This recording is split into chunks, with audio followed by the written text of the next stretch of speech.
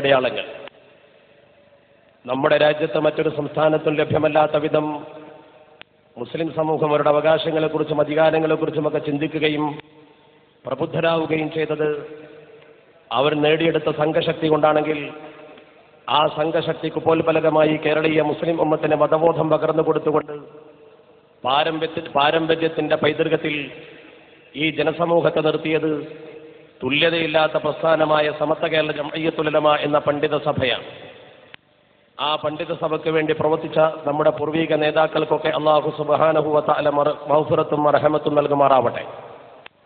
ഇന്ന് ഉച്ചയ്ക്ക് 2 മണി മുതൽ ഈ നഗരി ജനസാഗരമായി മാറിക്കഴിഞ്ഞിട്ടുണ്ട്. പൊരിവെയിലത്തിലൂടെ വന്നിരുന്ന പ്രവർത്തകരുണ്ട് ഇവിടെ. അതുപോലെ നമ്മുടെ ഈ സമ്മേളന നഗരിക്ക് ചുറ്റും തടിച്ചുകൂടി നിൽക്കുന്ന ആളുകൾക്ക് ഇതിന്റെ ദൃശ്യങ്ങൾ കാണിച്ചു കൊടുക്കുവാനുള്ള നമ്മുടെ ക്ലോസ്ഡ് സർക്യൂട്ട് ടിവിയുടെ സംവിധാനങ്ങൾ പോലും ജനബാഹുല്യം കൊണ്ട് തകരാറിലായിരിക്കുകയാണ്. മാധ്യമപ്രവർത്തകർ പലരും ഇങ്ങോട്ട് എത്തിച്ചേർന്നിട്ടില്ലെന്ന് പലരും വഴിയിൽ നിന്ന് വിളിക്കുന്നു. മഗ്‌രിബിന്റെ ശേഷമൊക്കെ സമത്വയുടെ സമ്മേളനം റിപ്പോർട്ട് ചെയ്യാൻ പുറപ്പെട്ടാലുണ്ടാകുന്ന അവസ്ഥ അവർ ഇപ്പോഴാണ് മനസ്സിലാക്കുന്നത് എന്നുകൂടി നമ്മൾ ഈ സന്ദർഭത്തിൽ എടുത്തു ധരിക്കാൻ ആഗ്രഹിക്കുകയാണ്. അവർ ക്ഷമിക്കണമെന്ന് പറയാനല്ലാതെ മറ്റൊരു സംവിധാനം ഏർപ്പെടുത്താൻ കഴിയില്ല. നാഷണൽ ഹൈവേ പൂർണ്ണമായി ബ്ലോക്ക് ചെയ്യപ്പെട്ടിരിക്കുന്നു. കോട്ടക്കൽ മുതൽ രാമനാട്ടുകര മുതൽ ആ വഴിക്കുള്ള എല്ലാ വാഹനങ്ങളും തടയപ്പെട്ട രീതിയിലാണ് ജനങ്ങൾ മുഴുവൻ റോഡ് സമ്മേളന നഗരിലേക്ക് ഒഴുകുന്ന പ്രവർത്തകരെ കൊണ്ട് നിർഭരമായി നിൽക്കുന്നത്. സത്യം പറഞ്ഞാൽ നമ്മുടെ പോലീസ് ഉദ്യോഗസ്ഥർ വരെ സംബന്ധിച്ച് ഇത്രയും വലിയൊരു സമ്മേളനം നടത്താൻ സമത്വക്ക് മാത്രമേ സാധ്യമാകുകയുള്ളൂ എന്ന് എല്ലാവരും സമ്മതിച്ച ഒരു സമ്മേളനമായി ഇത് മാറിക്കഴിഞ്ഞിരിക്കുകയാണ്. സമത്വ കേരള ജംഇയ്യത്തുൽ ഉലമ പൂർവ്വകാലത്ത് നടത്തിയ സമ്മേളനങ്ങളും ഇങ്ങനെ തന്നെയാണ്.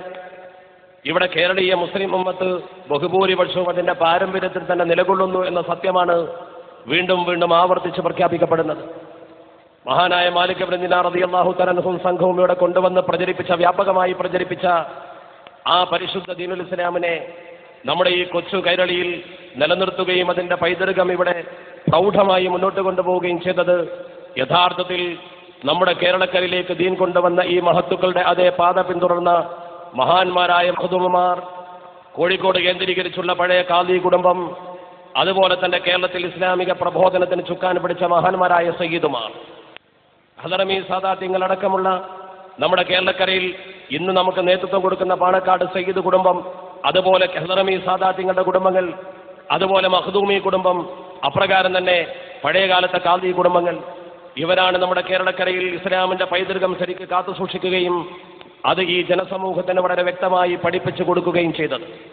ആ പാരമ്പര്യത്തിന്റെ കണ്ണികളായി നിലകൊള്ളുന്ന ഒരു ബഹുജന സഞ്ചയമാണ് ഇവിടെ വന്നു ചേർന്നിട്ടുള്ളത്. സമത്വ കേരള ജംഇയ്യത്തുൽ ഉലമയുടെ ആഹ്വാനം കേട്ടുകൊണ്ട് കടന്നു വന്ന ഈ ജനസമൂഹം നമ്മുടെ പാരമ്പര്യത്തിൽ തന്നെ നിലകൊള്ളുകയാണ് എന്ന് വീണ്ടും വീണ്ടും ഈ സമൂഹത്തെ ബോധ്യപ്പെടുത്തുകയാണ്.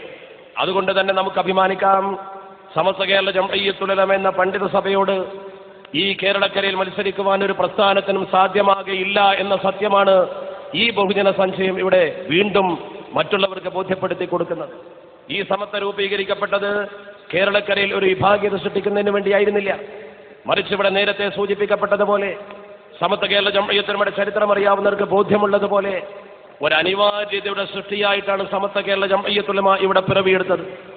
നമ്മുടെ പാരമ്പര്യത്തിൽ നിന്നും ഈ ഉമ്മത്തിനെ വ്യതിചലിപ്പിക്കുന്ന ഒരു സമീപനം വന്നപ്പോൾ ആ പാരമ്പര്യം ഇവിടെ നിലനിർത്തുക എന്ന ദൗത്യമാണ് സമത്വം നിർവഹിച്ചത്. നമ്മുടെ പൂർവികർ ഈ സമൂഹത്തിന് നേതൃത്വം കൊടുത്തിരുന്ന കാലഘട്ടത്തിൽ മതപരമായും ഭൗതികമായും അവരെ ശരിക്കും നിയന്ത്രിക്കുവാൻ കെൽപ്പുറ്റ ഒരു നേതൃത്വമായിരുന്നു നമുക്കുണ്ടായിരുന്നത്.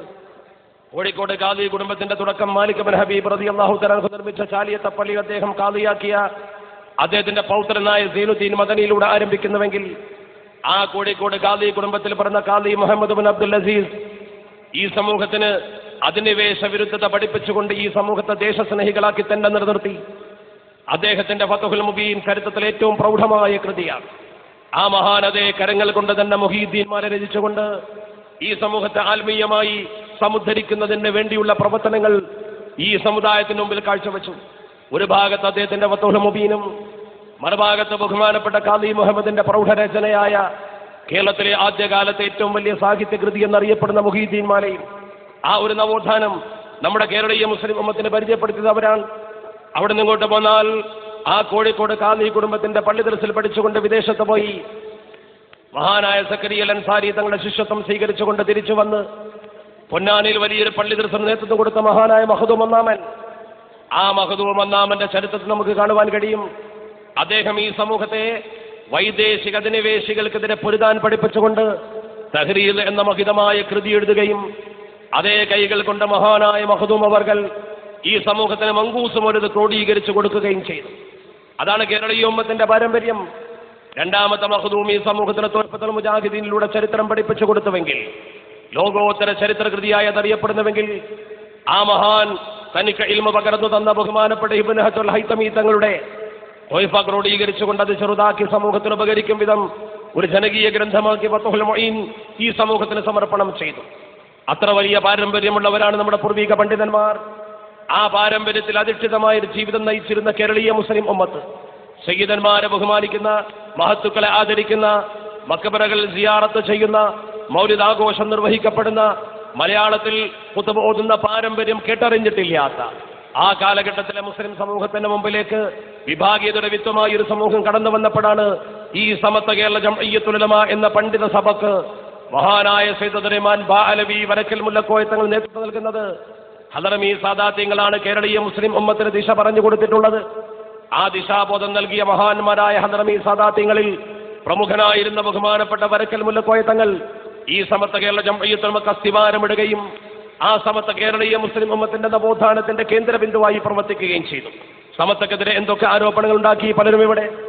സമത്വക്കാർ വിദ്യാഭ്യാസപരമായി സമൂഹത്തെ പുറകോട്ട് നയിക്കുന്നു എന്ന് പറഞ്ഞു. സ്ത്രീകൾക്ക് വിദ്യ പഠിപ്പിക്കരുതെന്ന് സമത്വ പറഞ്ഞിരിക്കുന്നു എന്ന് പറഞ്ഞു. ഈ സമത്വക്കെതിരെ ഉന്നയിച്ച ആരോപണങ്ങളൊക്കെ സത്യത്തിൽ ഈ മഹത്തായ സംഘടനയുടെ തലപ്പത്തിരിക്കുന്ന മഹാന്മാരായ നേതാക്കളെ അവമതിച്ചുകൊണ്ട് സമൂഹത്തെ സമത്വയിൽ നിന്നും പുറംതിരിച്ചു നിർത്തുവാൻ വേണ്ടിയായിരുന്നു. സത്യത്തിൽ സമത്വ കേരള ജംഇയ്യത്തുൽ ഉലമക്ക് നേതൃത്വം കൊടുത്ത പൂർവ്വകാല പണ്ഡിതന്മാരുടെ ദിശനാശക്തിയും ദീർഘദൃഷ്ടിയും നോക്കൂ നിങ്ങൾ. സമത്വം രജിസ്റ്റർ ചെയ്യുന്ന സമയത്ത് അതിന്റെ ഭരണഘടനയിൽ പോലും പറഞ്ഞു, മതവിദ്യാഭ്യാസത്തിന് കോട്ടം തട്ടാത്ത വിധം ഭൗതിക വിദ്യാഭ്യാസത്തെ പ്രോത്സാഹിപ്പിക്കണം. അങ്ങനെ സമത്വ കേരള ജംഇയ്യത്തുൽ ഉലമ വ്യക്തമായി ഇതിന്റെ ഭരണഘടനയിൽ എഴുതി വെച്ചു. ബ്രിട്ടീഷ് ഗവൺമെന്റിന് എഴുതി കൊടുക്കുന്ന ഭരണഘടനയിൽ, രജിസ്റ്റർ ചെയ്യുന്ന ഭരണഘടനയിൽ സമത്വ കേരള ജംഇയ്യത്തുൽ ഉലമ അതിന്റെ ഉദ്ദേശ ലക്ഷ്യങ്ങൾ 5 ചേർത്ത കൂട്ടത്തിൽ ABCDE ചേർത്ത കൂട്ടത്തിൽ D എന്ന് പറയുന്ന ആ ഉപവകുപ്പിലൂടെ ഇതിന്റെ മഹത്തായ ലക്ഷ്യം പറയുന്ന കൂട്ടത്തിൽ വ്യക്തമാക്കി, besides propagation and encouragement of religious education, മതവിദ്യാഭ്യാസത്തിന്റെ പ്രോത്സാഹനം, മതവിദ്യാഭ്യാസം പരിപോഷിപ്പിക്കുന്നതോടൊപ്പം തന്നെ അതിന് പുറമെ ടു പ്രൊമോട്ട് സെക്യുലർ എഡ്യൂക്കേഷൻ. ഈ സംഘടന ഭൗതിക വിദ്യാഭ്യാസത്തെ, ലൗകിക വിദ്യാഭ്യാസത്തെ, സെക്യുലർ എഡ്യൂക്കേഷനെ പ്രൊമോട്ട് ചെയ്യുന്നു. അതിനെ പ്രോത്സാഹിപ്പിക്കുന്ന പ്രവർത്തനമാണ് സമത്വം നിർവഹിക്കുന്നത്. അതിനൊരു നിബന്ധന വെച്ചു നമ്മുടെ ഭരണഘടനയിൽ. ആ 2 കാര്യങ്ങൾ ഏതാണെങ്കിലും ശരി, ഏത് വിദ്യയാണെങ്കിലും ശരി, which are not detrimental to the religious faith and customs, മതവിദ്യാഭ്യാസത്തിനും മത ആചാരങ്ങൾക്കും എതിരാകാൻ പാടില്ല എന്ന ഒരൊറ്റ നിബന്ധന മാത്രമേ ഉള്ളൂ എന്ന് പറഞ്ഞുകൊണ്ട് വളരെ മനോഹരമായൊരു ഭരണഘടന 1926 സമത്വം രൂപപ്പെടുമ്പോൾ നമ്മുടെ മഹാന്മാരായ നേതാക്കൾ ഉണ്ടാക്കിയ ആ ഭരണഘടനയുടെ ഈ പരാമർശം നോക്ക് നിങ്ങൾ. ഇന്നല്ലേ നമ്മൾ ഭൗതിക വിദ്യയെക്കുറിച്ച് ചിന്തിക്കാൻ തുടങ്ങുന്നത് കൂടുതൽ? ഇപ്പോഴല്ലേ നമ്മൾ ആംഗലേയ വിദ്യാഭ്യാസത്തെക്കുറിച്ച് സമൂഹത്തെ ചിന്തിപ്പിക്കുന്നത്? സത്യത്തിൽ ഇവിടെ നടന്ന പ്രചരണം എന്താണ്? പണ്ഡിതന്മാരാണ് ഈ സമൂഹത്തെ ഇംഗ്ലീഷ് പഠിക്കരുത് എന്ന് പറഞ്ഞുകൊണ്ട് പുറകോട്ട് നയിച്ചതെന്നാണ്. സമത്വ കേരള ജംഇയ്യത്തുൽ ഉലമ സമൂഹത്തോട് ഇംഗ്ലീഷ് പഠിക്കരുതെന്നല്ല പറഞ്ഞത്. സമത്വയുടെ മഹാനായ പ്രസിഡന്റ് സയ്യിദ് അബ്ദുറഹ്മാൻ ബാഅലവി മുല്ലക്കോയ തങ്ങൾ ഇംഗ്ലീഷ് വളരെ മനോഹരമായി കൈകാര്യം ചെയ്തിരുന്ന ഒരു ഉന്നത വ്യക്തിത്വമായിരുന്നു. കേവലം ഭാഷ അറിയൽ വലിയ കാര്യമായി പണ്ഡിതന്മാർ കാണുന്നില്ലെങ്കിലും മഹാനായ വരക്കൽ മുല്ലക്കോയ തങ്ങൾ സർ വില്യം ലോഗന് മലബാർ മാനുവൽ എഴുതുന്നതിന് വേണ്ടി തുഹ്ഫത്തുൽ മുജാഹിദീൻ എന്ന് പറയുന്ന മഖ്ദൂമിന്റെ കൃതിയുടെ ആഴങ്ങളിൽ തപ്പിയെടുത്തുകൊണ്ട് ഒരുപാട് ചരിത്രമുത്തുകൾ സമ്മാനിച്ചുവെന്ന് ഈ മഹാനെ കുറിച്ച് അറിയുന്ന ചരിത്രകാരന്മാർ ഉല്ലേഖനം ചെയ്തിട്ടുണ്ട്. ലോഗന്റെ മലബാർ മാനുവൽ വായിച്ചു നോക്ക്. അതിൽ തീർച്ചയായും ഒരു തുഹ്ഫത്തുൽ മുജാഹിദിന്റെ ടച്ച് കാണുന്നുണ്ടോ? ഉണ്ടെങ്കിൽ അതിന് കടപ്പെട്ടിരിക്കുന്നത് ലോഗനും ഈ ചരിത്രബോധമുള്ള ആളുകളും സമത്വ കേരള ജംഇയ്യത്തുൽ ഉലമയുടെ മഹാപണ്ഡിതനായ വരക്കൽ മുല്ലക്കോയ തങ്ങളോടാണ്. നമ്മെ നയിച്ചിരുന്ന മഹാനായ ശൈഖുനാ ശംസുൽ ഉലമയെ സ്മരിച്ചു നോക്ക്. ആ മഹാനുഭാവൻ വളരെ മനോഹരമായി ഇംഗ്ലീഷ് പ്രസംഗിക്കുമായിരുന്നു, എഴുതുമായിരുന്നു, സംസാരിക്കുമായിരുന്നു. ആ മഹാനുഭാവൻ ഒട്ടേറെ ഭാഷകൾ കൈകാര്യം ചെയ്യുന്ന ഒരു ബഹുഭാഷാ പണ്ഡിതനായിരുന്നുവെന്ന് അദ്ദേഹത്തിന്റെ ചരിത്രം പഠിക്കുന്ന ഏതൊരു വ്യക്തിക്കും വളരെ വ്യക്തമായി ബോധ്യമാകും. ആ മഹത്തുക്കൾ അന്ന് സമത്വ കേരള ജംഇയ്യത്തുൽ ഉലമയുടെ സ്ഥാപനങ്ങളിൽ പോലും ചെയ്ത പ്രവർത്തനം എന്താ? പലപ്പോഴും നമ്മൾ പറഞ്ഞതാണെങ്കിലും സന്ദർഭോചിതമായി ഞാൻ ആവർത്തിക്കുന്നു. താനൂർ ഇസ്ലാഹുൽ ഉലൂം അറബിക് കോളേജ് എന്ന് പറയുന്ന സമത്വ നേരിട്ട് ഏറ്റെടുത്ത് നടത്തുന്ന മഹിത സ്ഥാപനത്തിൽ 1928 ആ മഹത്തായ സ്ഥാപനത്തിന്റെ 3-ാം വാർഷിക മഹാസമ്മേളനം നടക്കുമ്പോൾ ആ സമ്മേളനത്തിൽ വെച്ചൊരു പ്രമേയം അവർ അംഗീകരിച്ചു. പൊന്നാനി താലൂക്ക് ബോർഡിന് കൊടുക്കുന്ന പ്രമേയത്തിൽ ഈ സ്ഥാപനത്തിൽ ഒരു നിശാ പാഠശാല വേണമെന്നാണ് പറഞ്ഞത്. എന്താണ് നിശാ പാഠശാലയുടെ മുഖ്യ ഉദ്ദേശ്യം? ആ നിശാ പാഠശാലയുടെ ഉദ്ദേശം ആ സ്ഥാപനത്തിൽ ഇംഗ്ലീഷ്, ഉറുദു ഈ 2 ഭാഷകൾ പഠിപ്പിക്കാനുള്ള സൗകര്യം ഉണ്ടായിരിക്കണം. 1928 നമ്മുടെ പണ്ഡിതന്മാർ ഒരു സ്ഥാപനത്തിൽ ആംഗലേയ ഭാഷ പഠിപ്പിക്കാൻ സൗകര്യം വേണമെന്ന് ബ്രിട്ടീഷ് ഭരണ സംവിധാനത്തിൽ പൊന്നാനി താലൂക്ക് ബോർഡിനോട് അപേക്ഷിക്കുന്നത്. അപ്പോൾ അതിന്റെ സവിശേഷത നോക്ക് നിങ്ങൾ. നമ്മുടെ പണ്ഡിതന്മാരുടെ ദീർഘദൃഷ്ടി. ആര് പറഞ്ഞു സമസ്തക്കാർ വിദ്യാഭ്യാസപരമായി സമൂഹത്തെ പുറകോട്ട് നയിച്ചുവെന്ന്? വിദ്യാഭ്യാസപരമായി വനിതാ സമൂഹത്തെ പുറകോട്ട് നയിച്ചുവെന്ന് പറയുന്നവർ ഓർക്കണം. സമസ്ത കേരള ജംഇയ്യത്തുൽ ഉലമയുടെ മദ്രസകൾ രജിസ്റ്റർ ചെയ്ത സമയത്ത് 2ാമത്തെ മദ്രസയുടെ പേര് തന്നെ മദ്രസത്തുൽ ബനാത്ത, വനിതകൾക്ക് വേണ്ടി മാത്രമുള്ള ഒരു മദ്രസ. മഹാന്മാരായ തസൗഫിന്റെ പണ്ഡിതന്മാരും ഫിഖ്ഹിന്റെ പണ്ഡിതന്മാരും ഈ സമൂഹത്തോട് പറഞ്ഞ കാര്യങ്ങൾ എടുത്തു പറഞ്ഞു എന്നല്ലാതെ ഒരിക്കലും ഈ സമൂഹത്തെ വിദ്യാഭ്യാസപരമായോ സാംസ്കാരികമായോ പുറകോട്ട് നയിക്കുന്ന ഒരു സമീപനം സമസ്ത ചെയ്തിട്ടില്ല. ഒരു അനാചാരത്തെയും സമസ്ത ന്യായീകരിച്ചിട്ടുമില്ല. ഈ സമൂഹത്തിന്റെ മുമ്പിൽ അന്ധവിശ്വാസങ്ങളും അനാചാരങ്ങളും നിർമ്മാർജ്ജനം ചെയ്തുകൊണ്ട് യഥാർത്ഥ അഹ്ലുസ് സുന്നത്തി വൽ ജമാഅത്തിന്റെ ദീപശിഖ തെളിയിച്ചു കൊടുക്കുന്ന വലിയൊരു ദൗത്യമായിരുന്നു സമസ്ത നിർവഹിച്ചത്. ആ ദൗത്യത്തിന്റെ കാതൽ എന്ന് പറയുന്നത് മാനിക്കേണ്ടവരെ മാനിക്കുക, തഅ്ലീമു മാ അല്ലമല്ലാഹ് എന്ന പരിശുദ്ധ ദീനുൽ ഇസ്ലാമിന്റെ അടിസ്ഥാന പ്രമാണം. ആദരവ് നഷ്ടപ്പെട്ടാൽ എല്ലാം നഷ്ടപ്പെട്ടു. അതല്ലേ നമ്മുടെ കേരളക്കരയിൽ ലഭിത ഈ പ്രസ്ഥാനക്കാർക്ക് സംഭവിച്ചത്? ആദരിക്കേണ്ടവരെ ആദരിക്കാൻ അവർ തയ്യാറായില്ല. ഔലിയാഇനെ തള്ളിപ്പറഞ്ഞു. അതുപോലെ തന്നെ മഹാത്മാക്കൾ എന്ന് പറയുന്ന വിഭാഗമില്ലെന്ന് പറഞ്ഞു. അള്ളാഹുവിന്റെ പരിശുദ്ധ ഹബീബിനെ പോലും ഒരു സാധാരണക്കാരന്റെ അവസ്ഥയിലേക്ക് തരം താഴ്ത്താൻ അവർക്കൊട്ടുമേ മടി ഉണ്ടായില്ല എന്നത് അവരുടെ പ്രസിദ്ധീകരണങ്ങൾ ഉദ്ധരിച്ചാൽ നമുക്ക് ബോധ്യപ്പെടും. സമയക്കുറവ് കൊണ്ട് ഞാനതൊന്നും ഉദ്ധരിക്കാൻ നിൽക്കുന്നില്ല. അഹ്ലുസ് സുന്നത്തി വൽ ജമാഅത്തിന്റെ വീക്ഷണകോണെന്ന് പറയുന്നത്, അതിന്റെ അടിത്തറയെന്ന് പറയുന്നത് മഹത്തുക്കളെ മാനിച്ചുകൊണ്ട് പൂർവീക മഹത്തുക്കളുടെ ആ മഹിതമായ ചര്യ പിന്തുടരലാണ്.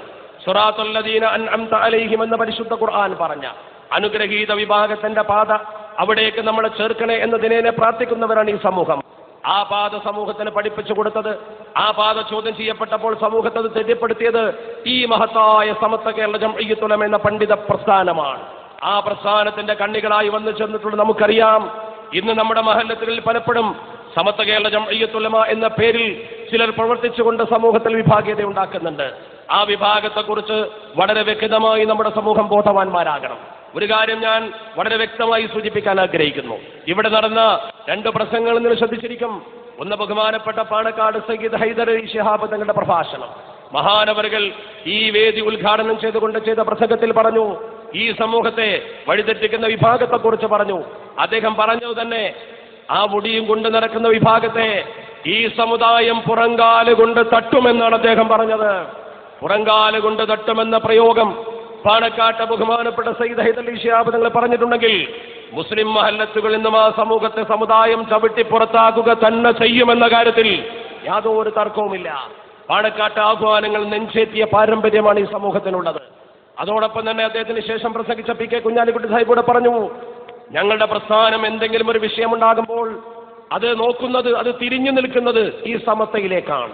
കേരളത്തിൽ ബഹുജനങ്ങൾ അണിനിരന്ന ഏറ്റവും വലിയ രാഷ്ട്രീയ പ്രസ്ഥാനം, ആ രാഷ്ട്രീയ പ്രസ്ഥാനത്തിന് വരെ ദിശാബോധം നൽകുവാൻ സമസ്ത കേരള ജംഇയ്യത്തുൽ ഉലമയാണ് അവലംബിക്കുന്നത് എന്ന് അതിന്റെ സമുന്നത നായകൻ പറയുമ്പോൾ അതിന്റെ അപ്പുറത്തേക്ക് ചിന്തിക്കുന്നവർക്കൊന്നും നമ്മുടെ കേരളക്കരയിൽ നിലനിൽപ്പില്ല എന്ന കാര്യം പോലും വളരെ വ്യക്തമായി നമ്മൾ മനസ്സിലാക്കണം. കേരളീയ മുസ്ലിം ഉമ്മത്തിന്റെ സാമൂഹ്യ സമുദ്ധാരണത്തിൽ വലിയ പങ്ക് വഹിച്ച പ്രസ്ഥാനമാണ് സമസ്ത കേരള ജംഇയ്യത്തുൽ ഉലമ. ഈ സമസ്ത കേരള ജംഇയ്യത്തുൽ ഉലമയിൽ നിന്നും മാറി നിന്നുകൊണ്ട് ഈ സമൂഹത്തിൽ പുതിയ ഒരു സമസ്ത എന്ന പേരിട്ടുകൊണ്ട് പ്രവർത്തിക്കേണ്ട ഒരു സാഹചര്യം എങ്ങനെ ഉണ്ടായി? ആ വിഭാഗത്തിന്റെ അടിസ്ഥാന പ്രവർത്തനങ്ങളെ കുറിച്ച് ഒരു നിമിഷം നിങ്ങൾ ചിന്തിച്ചു നോക്ക്. എന്നാൽ സമസ്ത കേരള ജംഇയ്യത്തുൽ ഉലമയിൽ സംഘടനാപരമായി ഒരുപാട് തീരുമാനങ്ങൾ പൂർവ്വകാലത്തുണ്ടായിട്ടുണ്ടല്ലോ. 1965 സമസ്ത കേരള ജംഇയ്യത്തുൽ ഉലമ തബ്ലീഗ് ജമാഅത്തിനെ കുറിച്ച് തീരുമാനമെടുത്തു. അന്ന് തബ്ലീഗ് ജമാഅത്തിനെ കുറിച്ച് തീരുമാനമെടുത്തപ്പോൾ അതിൽ വിയോജിപ്പ് പ്രകടിപ്പിച്ചുകൊണ്ട് ഒരു സമൂഹം വേറിട്ട് സംഘടിച്ചുകൊണ്ട് അവർ സമസ്ത കേരള ജംഇയ്യത്തുൽ ഉലമക്കെതിരെ ഒരു പുതിയ സംഘടന ഉണ്ടാക്കി. അഖില കേരള ജംഇയ്യത്തുൽ ഉലമ എന്ന് പറയുന്ന പ്രസ്ഥാനം. ആ പ്രസ്ഥാനത്തിൽ അന്ന് അംഗമായിരുന്നു. ഇന്ന് സമസ്തക്ക് മറുപുറത്ത് നിൽക്കുന്ന ആ പ്രസ്ഥാനത്തിന്റെ തലപ്പത്തിരിക്കുന്ന അഖിലേന്ത്യാ നേതാവ് ആ തബ്ലീഗ് ജമാഅത്തിനെതിരെ സമസ്ത തീരുമാനമെടുത്തപ്പോൾ അതിനെതിരെ സംഘടിച്ച അഖില കേരള ജംഇയ്യത്തുൽ ഉലമയിൽ അദ്ദേഹം ഉണ്ടായിരുന്നു. ആ അഖില എന്ന് പറയുന്ന സംഘടനയെ കുറിച്ച് 1966 ബഹുമാനപ്പെട്ട സമസ്ത കേരള ജംഇയ്യത്തുൽ ഉലമയുടെ മഹാസമ്മേളനത്തിൽ കുറ്റിച്ചിറയിൽ വെച്ചുകൊണ്ട് പാണക്കാട്ട് സയ്യിദ് പൂക്കോയ തങ്ങൾ ഒരു പ്രസംഗം നടത്തി. മഹാനായ പൂക്കോയ തങ്ങൾ അന്ന് പറഞ്ഞു, നമുക്ക് അഖിലയും വേണ്ട കുകിലയും വേണ്ട, സമത്വ മതി.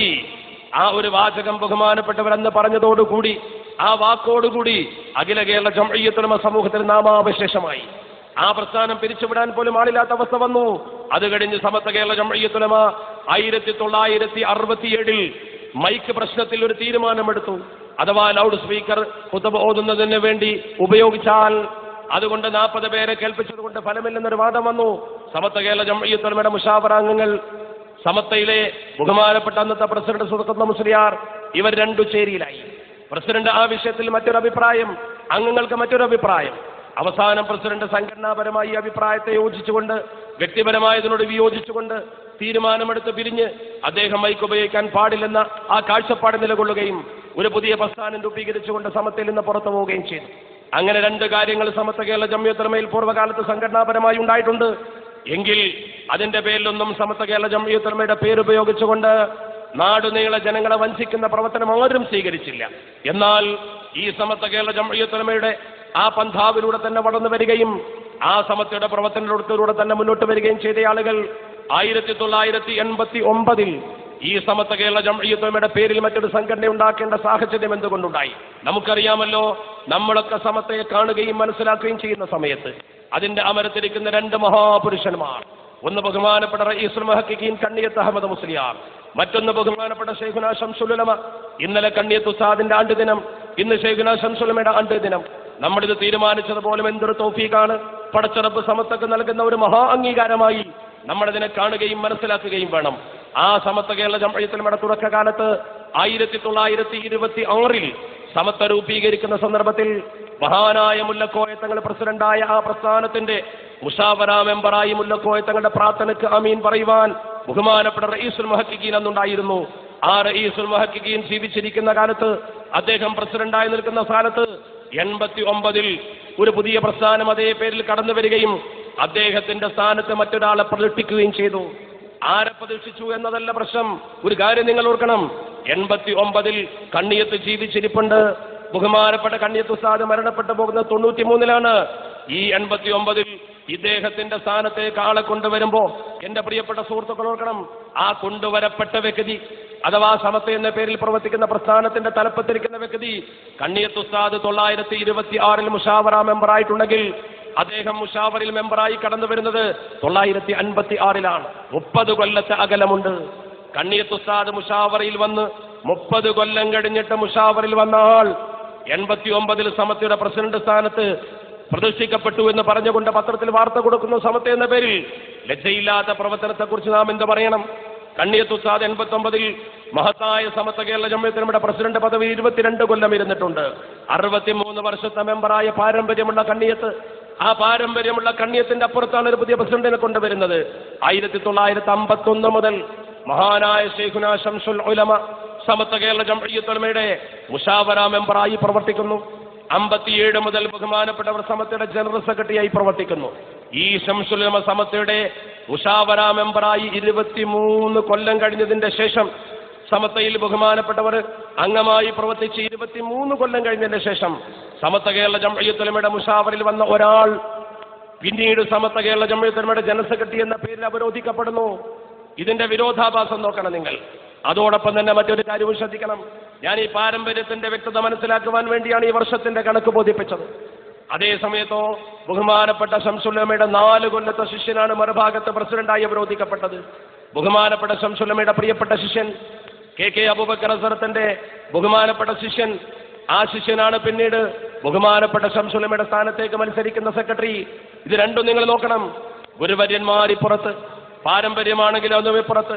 എന്നിട്ട് അവരെന്ന് സമൂഹത്തോട് പറഞ്ഞ വാചകമോ? 2 കാര്യങ്ങളാണ് ഈ സമൂഹത്തിന്റെ മുമ്പിൽ അവർ വെച്ചത്. ഒരുപാട് മഹല്ലത്തുകളിൽ നിന്ന് വന്ന പ്രതിനിധികളുണ്ടല്ലോ ഇവിടെ. നമ്മുടെ മഹല്ലത്തുകളിലൊക്കെ ഇവർ ചെയ്യുന്ന പ്രവർത്തനങ്ങളെ നിങ്ങളൊന്ന് നിരീക്ഷിച്ചു നോക്കണം. സത്യത്തിൽ അവരെന്ന് പറഞ്ഞ 2 കാരണങ്ങൾ. ഒന്ന്, സമസ്ത കേരള ജംഇയ്യത്തുൽ ഉലമയെ രാഷ്ട്രീയവൽക്കരിച്ചിരിക്കുന്നു. പാണക്കാട്ട് എന്ന് പറയുന്നത് മാത്രം കേൾക്കുന്ന ആളുകൾ എന്ന രീതിയിൽ ആ രാഷ്ട്രീയ പാർട്ടിയുടെ അടിയറവ് പറഞ്ഞ സംഘടന അതല്ല സമസ്ത എന്ന് പറഞ്ഞുകൊണ്ട് അവർ മുന്നോട്ട് വന്നു. മറ്റൊന്ന്, എല്ലാ വിഭാഗം ആളുകളുമായി ഐക്യമുണ്ടാക്കുന്ന വിദഗ്ധക്കാരുമായി ശരീഅത്ത് പ്രശ്നത്തിൽ ശംസുൽ ഉലമ ഐക്യമുണ്ടാക്കി. ഈ രണ്ടു കാര്യങ്ങൾ ഉയർത്തിപ്പിടിച്ചുകൊണ്ടാണ് അവർ സമൂഹത്തിന്റെ മധ്യ വന്നത്.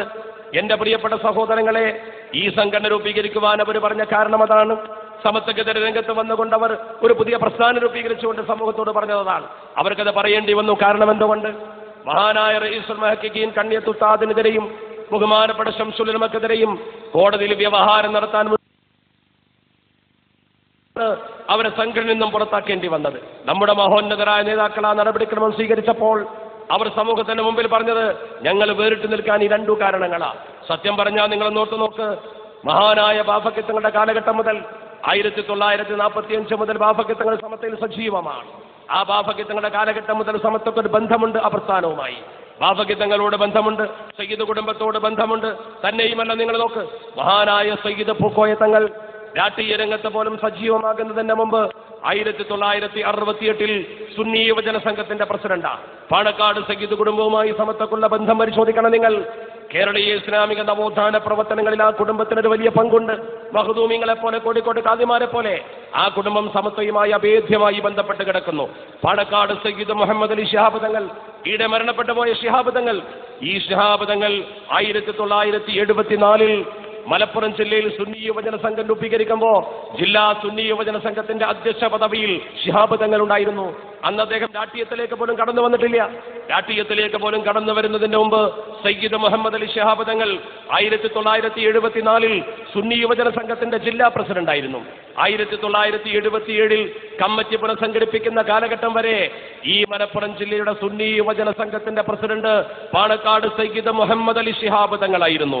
അതുപോലെ നിങ്ങൾ നോക്ക്, ഇവിടെ നിന്ന് ഇറങ്ങിപ്പോയ ബഹുമാനപ്പെട്ട സയ്യിദ് ഹൈദർ അലി ശിഹാബ് തങ്ങൾ 1973 പട്ടിക്കാട് ജാമിഅ നൂരിയ അറബി കോളേജിൽ വെച്ച് സമത്വയുടെ വിദ്യാർത്ഥി വിഭാഗമായ സുന്നി സ്റ്റുഡൻസ് ഫെഡറേഷൻ രൂപീകരിക്കുന്ന കാലത്ത് അതിന്റെ മഹനീയ സ്ഥാനത്ത് പ്രസിഡന്റായിരുന്ന ആളാ. SSFന്റെ പ്രസിഡന്റായിരുന്ന ബഹുമാനപ്പെട്ട തങ്ങൾ. ബഹുമാനപ്പെട്ട തങ്ങളോടൊന്ന് ചോദിച്ചു നോക്കൂ, 1979 നവംബർ മാസം 6-ാം തീയതി മലപ്പുറത്ത് ചേർന്ന ഒരു കൗൺസിലിൽ വെച്ച് ബഹുമാനപ്പെട്ട ഹൈദർ അലി തങ്ങൾ എന്തേ രാജി എഴുതി കൊടുത്തിറങ്ങിപ്പോന്നത്? തങ്ങൾ ഇവിടെ ഉണ്ടായിരുന്നല്ലോ, ഇനിയും നിങ്ങളെ കാണുമല്ലോ തങ്ങളെ. 1979 നവംബർ 6 തങ്ങൾ രാജിവെച്ചു. എന്തേ തങ്ങൾ രാജിവെക്കാൻ കാരണം? ആ സംഘടനയുടെ നടപടിക്രമം അപകടകരമാം വിധം സയ്യിദന്മാരെ അവഹേളിക്കുന്ന തരത്തിലേക്ക് ഉയർന്നു. ബഹുമാനപ്പെട്ട തങ്ങളെ മലപ്പുറത്തെ കൗൺസിലിൽ ഇരുത്തിക്കൊണ്ട് തങ്ങൾ രാഷ്ട്രീയക്കാരനാണ്, രാഷ്ട്രീയത്തിന് വോട്ട് ചോദിക്കാൻ പോകുന്ന വ്യക്തിയാണ് എന്ന് പറഞ്ഞുകൊണ്ട് അദ്ദേഹത്തിനെതിരെ ഒരുപാട് കത്തുകൾ വായിച്ചു. SSFന്റെ പ്രസിഡന്റ് പദത്തിൽ നിന്നും ബഹുമാനപ്പെട്ട ഹൈദർ അലി ശിഹാബ് തങ്ങൾ ഇറങ്ങിപ്പോന്നു. പ്രിയപ്പെട്ട സഹോദരങ്ങൾ, ആലോചിച്ച് നോക്കണം, എന്താണ് ആ ഗൗരവം? ബഹുമാനപ്പെട്ട തങ്ങൾ ഏതെങ്കിലും ഒരു സുന്നി പ്രസ്ഥാനത്തിന്റെ തലപ്പത്ത് നിട്ടേച്ച് പോകുമോ? ഇന്ന് അദ്ദേഹം എത്ര തിരക്കുണ്ടെങ്കിലും അദ്ദേഹം സമത്വയിലൂടെ കടന്നു വന്നുകൊണ്ടല്ലേ രാഷ്ട്രീയത്തിലേക്ക് വരെ കടന്നു പോകുന്നത്. അവിടെയൊക്കെ പാരമ്പര്യം സമത്വയിലൂടെയുള്ള പാരമ്പര്യമാണ്. അതുകൊണ്ട് തന്നെയാണ് ആ രാഷ്ട്രീയ പാർട്ടിയുടെ നേതൃനിരയിലുള്ള വ്യക്തി പോലും പറഞ്ഞത് വ്യക്തമായി, ഞങ്ങളൊരു പ്രശ്നത്തിന് സമത്വയിലേക്കാണ് നോക്കുന്നത്. സമത്വ കേരള ജംഇയ്യത്തുലമയുടെ കടന്നുപോയ, സമത്വയുടെ പാരമ്പര്യത്തിലൂടെ കടന്നുപോയ പാണക്കാട് കുടുംബം നിങ്ങൾ നോക്കൂ. സയ്യിദ് ഉമർ അലി ശിഹാബ് തങ്ങൾ 1973 മുതൽ ഏറനാട് താലൂക്ക് സുന്നി യുവജന സംഘത്തിന്റെ തലപ്പത്തുണ്ടായിരുന്നു. മരിക്കുമ്പോൾ അദ്ദേഹം സുന്നി യുവജന പ്രസ്ഥാനത്തിന്റെ സംസ്ഥാന പ്രസിഡന്റായിരുന്നു. ബഹുമാനപ്പെട്ട സയ്യിദ് സാദിഖ് അലി ശിഹാബ് തങ്ങൾ ഇറങ്ങിപ്പോയല്ലോ ബഹുമാനപ്പെട്ടവർ. ഈ പ്രസ്ഥാനം വാദിനൂരിൽ സമ്മേളനം നടത്തുമ്പോൾ അതിന്റെ 10 വർഷക്കാലത്തെ അമരത്തിരുന്ന SKSFന്റെ മഹാനായ പ്രസിഡന്റാണ്. SKSFന്റെ സ്ഥാപക പ്രസിഡന്റ് അദ്ദേഹമാണ്. SKSFനെ ഗ്രാമാന്തരങ്ങളിൽ വളർത്താൻ നമുക്ക് ഉപകരിച്ചത് ആ മഹാൻ. അതുപോലെ തന്നെ ഇന്ന് അവിടെയുള്ള സയ്യിദ് അബ്ബാസ് അലി ശിഹാബ് തങ്ങൾ മുതൽ സയ്യിദ് ഹമീദ് അലി ശിഹാബ് തങ്ങൾ മുതൽ മുനവർ അലി ശിഹാബ് തങ്ങളാണെങ്കിലും റഷീദ് അലി ശിഹാബ് തങ്ങളാണെങ്കിലും ആരാണെങ്കിലും ശരി, ആ കുടുംബം മുഴുവൻ സമത്വ കേരള ജംഇയ്യത്തുലമയോട് ചേർന്ന് നിൽക്കുന്നു. ആ പാണക്കാട് സയ്യിദ് കുടുംബത്തിന്റെ ഒരു പാരമ്പര്യം കേരളീയ മുസ്ലിമിന് വളരെ വ്യക്തമായി അറിയാം. മഖ്ദൂമികളുടെ പാരമ്പര്യം അറിയാം, കോഴിക്കോട് ഖാദിമാരുടെ പാരമ്പര്യം അറിയാം. ആ പാരമ്പര്യം പേറുന്ന ഒരു സമൂഹത്തിന്റെ മുമ്പിൽ പുതിയ സംഘടനകൾ കൊണ്ടുവന്നുകൊണ്ട് പാണക്കാട് സയ്യിദ് കുടുംബത്തെ അവഹേളിച്ചവർ മഹല്ലത്തുകളിലേക്ക് കടന്നു വരാൻ ശ്രമിച്ചാൽ അനുവദിച്ചു കൊടുക്കരുത് എന്നാണ് ഈ സമൂഹത്തിന് പറയാനുള്ളത്. അതാണ് ഈ സമൂഹം വളരെ വ്യക്തമായി നൽകുന്ന ഒരു സന്ദേശം. മാത്രമല്ല, ഈ സമത്വ കേരള ജംഇയ്യത്തുലമക്കെതിരെ അവർ കോടതിയിൽ വ്യവഹാരം നടത്തിയതിന്റെ പേരിൽ നമ്മുടെ മഹാനായ റഈസുൽ മുഹഖഖീൻ കണ്ണിയത്ത് അഹമ്മദ് മുസ്ലിയാർ മഹാനവറുകൾ മനം നൊന്തുകൊണ്ട് 2 പ്രാർത്ഥനകൾ നടത്തിയിട്ടുണ്ട്. 1988 ഡിസംബർ മാസം 23-ാം തീയതി കോഴിക്കോട് മുതലക്കുള മൈതാനിൽ വെച്ചുകൊണ്ട് ബഹുമാനപ്പെട്ട കണ്ണിയത്ത് ഉസ്താദ് ദുആ ചെയ്തു, അല്ലാഹുവേ സമത്വക്കെതിരെ കേസ് കൊടുത്തവരെ നീ മുഖം കെടുത്തണേ. ആ ദുആ ഇതുപോലെ ആയിരക്കണക്കിന് ആളുകൾ ഒരുമിച്ച് കൂടിക്കൊണ്ട്, ലക്ഷങ്ങൾ ഒരുമിച്ച് കൂടിക്കൊണ്ട് ആമീൻ പറഞ്ഞു. അപ്പോൾ ഇവർ പ്രചരിപ്പിച്ചു, കണ്ണിയത്തിന് ആരോ പറഞ്ഞു കൊടുത്തതാണ്. കണ്ണിയത്തിനാരോ പറഞ്ഞു കൊടുത്ത് പറയിച്ചതാണ്. അതേ നേരെ പറയില്ല. അങ്ങനെ ഉടനെ തന്നെ 89 ജനുവരി മാസം 6-ാം തീയതി, ഒരു മാസം കഴിഞ്ഞപ്പോ, ജനുവരി 6-ന് മലപ്പുറത്ത് ഇന്ന് സുന്നി മഹൽ നിൽക്കുന്ന പ്രദേശത്തിന് സമീപത്തുള്ള വയലിൽ ജനസംഖ്യയും തടിച്ചുകൂടി. കണ്ണിയത്ത് ഉസ്താദ് ദുആ നിർവഹിച്ച ശേഷം പരസ്യമായി പറഞ്ഞു, സമത്വക്കെതിരെ കേസ് കൊടുത്തവർ അല്ലാഹു മുഖം കെടുത്തട്ടെ. ഞാൻ കോഴിക്കോട്ട് വെച്ചിത് പറഞ്ഞപ്പോ ഞാൻ ആരോ പറഞ്ഞു തന്നത് പറയുകയാണ് എന്ന് ചിലരൊക്കെ പ്രചരിപ്പിച്ചു. ഒരിക്കലുമല്ല, ഞാൻ ഇത് സ്വയം പറയുകയാണെന്ന് പറഞ്ഞുകൊണ്ട് കണ്ണിയത്ത് വ്യക്തമാക്കി. കണ്ണിയത്ത് ഉസ്താദിന്റെ സ്വഭാവം അറിയുന്ന നമുക്കറിയാം. മഹാനായ കണ്ണിയത്ത് ഉസ്താദ് ഒരു കാര്യം ആരെങ്കിലും പറഞ്ഞു കൊടുത്തിട്ടാണ് പറഞ്ഞതെങ്കിൽ പിന്നീട് അത് ചോദ്യം ചെയ്യപ്പെട്ടാൽ അദ്ദേഹം ആര് പറഞ്ഞു തന്നിട്ടാണെന്ന് പറയും. അത്ര സോഫായ മനുഷ്യനാണ് ബഹുമാനപ്പെട്ടവർ. ആ മഹാനുഭാവൻ സമത്വ കേരള ജംഇയ്യത്തുൽ ഉലമയെ നയിക്കുമ്പോൾ ആ സമത്വയെ കോടതിയിൽ ചോദ്യം ചെയ്തപ്പോഴാണ് അദ്ദേഹം വേദനിച്ചുകൊണ്ട് പരസ്യമായി ദുആ ചെയ്തത്. ആ ദുആ അല്ലേ ഇപ്പോൾ പുലർന്നിരിക്കുന്നത്? കേരളീയ മുസ്ലിം ഉമ്മത്തിന് മുമ്പിൽ അള്ളാഹുവിന്റെ പരിശുദ്ധ പ്രവാചകരെ അവമതിക്കുന്ന ഒരവസ്ഥ വന്നില്ലേ? കേരളത്തിലൊരു പ്രമുഖനായ രാഷ്ട്രീയ നേതാവ്, നിങ്ങൾക്കൊക്കെ അറിയാം, ഞാൻ ആളെ പേര് പറയേണ്ടതില്ലല്ലോ, അയാൾ പോലും പറഞ്ഞു, പ്രവാചകന്റെ ദേഹത്ത് നിന്നുള്ള എന്ത് സാധനമായാലും അതിന് അദ്ദേഹം പറഞ്ഞ വാചകം ബോഡി വേസ്റ്റ് എന്നാണ്. മുസ്ലിം സമൂഹത്തിന്റെ വിശ്വാസത്തിന് മേലാണ് തൊട്ടുകളിച്ചത്. അള്ളാഹുവിന്റെ പരിശുദ്ധ ഹബീബ് അഷ്റഫുൽ ഖൽഖ് മുഹമ്മദ് മുസ്തഫ സ്വല്ലല്ലാഹു അലൈഹി വസല്ലമ തങ്ങളെ ശരീരത്തിൽ എന്താണെങ്കിലും ശരി, വിയർപ്പാകട്ടെ, അവിടുത്തെ മുടിയാകട്ടെ, അവിടുത്തെ നഖമാകട്ടെ, ആ ശരീരത്തിൽ അവശിഷ്ടങ്ങൾ എന്താവട്ടെ, അത് പുണ്യമുള്ളതാണെന്ന് വിശ്വസിക്കുന്ന ഒരു ജനക്കൂട്ടമാണ് ഇവിടെ സംഗമിച്ചിരിക്കുന്നത്. വിദഗ്ധക്കാരും നമ്മൾ